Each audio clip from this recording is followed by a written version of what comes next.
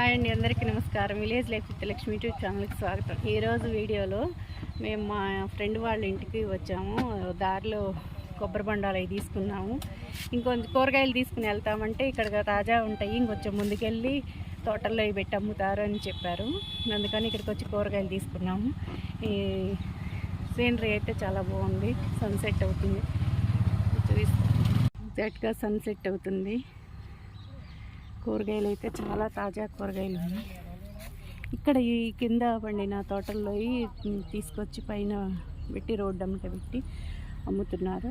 అన్నీ తాజా కూరగాయలు. చాలా 10-15 రకాలు ఉన్నాయి. నేను 7-8 రకాలు బాగానే తీసుకున్నాను. తాజా కాయలు అన్నమాట. ఇదైతే పసుపు తోట అండి. ఈ మొక్కజొన్న. దీని అవతల అక్కడ కృష్ణా నది ఉంటుంది.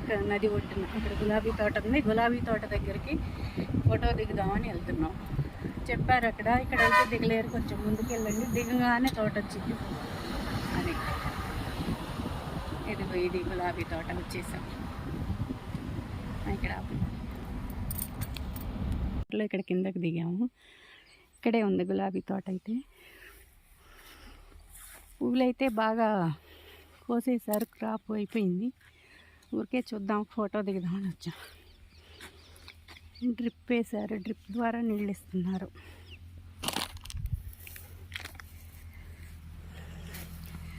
రెడ్ రోజు సూపర్ ఎంత బాగుందో.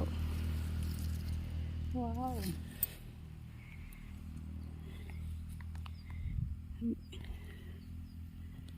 చాలా బాగున్నాయి. ఇదంతా గులాబీ తోటి. ముందు కొడతా చేలో చివ్వరన్నారు ఈ చేలాళ్ళు. డ్రిప్ సిస్టమ్ ద్వారా నీళ్ళు అందిస్తున్నారు. ఈ పైప్లో నుంచి నీళ్ళు వస్తున్నాయి, సౌండ్ వస్తుంది ఈ మొక్కలకి.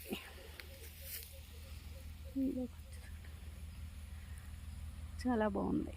అప్పుడే సగం ఇచ్చుకుంది, బాగుంది, చాలా బాగుంది. అరవిచ్చుకున్న గులాబీ పువ్వు.